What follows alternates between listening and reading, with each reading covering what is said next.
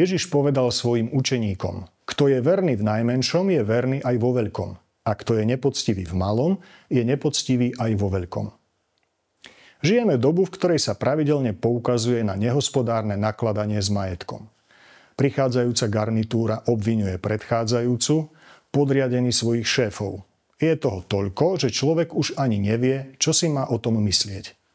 Trocha nám uniká, že obviňujeme len iných, seba nie. Ale keďže kričíme jedni na druhých, tak to vyzerá, že kradneme všetci. Čo samozrejme nie je pravda. Prejavenie názoru na verejnosti, napríklad manifestáciou, je nielen zákonné právo, ale aj prirodzená záležitosť. Avšak len ak je dodržaná základná logika. Keď manifestujúci dav kričí na politikov, aby prestali kradnúť, je to chválihodné. Ale len do chvíle, kým si uvedomíme, kto to vlastne kričí. V tom dáve sú okrem iného aj podnikatelia, ktorí zadržiavajú svojim zamestnancom spravodlivú mzdu. Zdravotníci, ktorí vynášajú z nemocnic lieky a zdravotnícky materiál.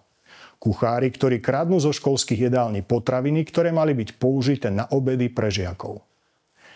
Čo si myslíte, akú má hodnotu tento krik zlodejov na iných zlodejov? Alebo inak, správali by sa tí kričiaci z davu čestne, keby mali prístup k miliardám? Evanjelista hovorí: kto je nepoctivý v malom, je nepoctivý aj vo veľkom. A k tomu sa ešte pýta: ak ste neboli verní v nespravodlivej mamone, kto vám zverí pravé bohatstvo? Rozumej, Božie kráľovstvo. Riešenie tejto chúlostivej záležitosti ponúka Pavlov list Timotejovi. Predovšetkým žiadam, aby sa konali prosby, modlitby a orodovania za kráľov i za všetkých, čo sú na vyšších miestach, aby sme mohli žiť tichým a pokojným životom.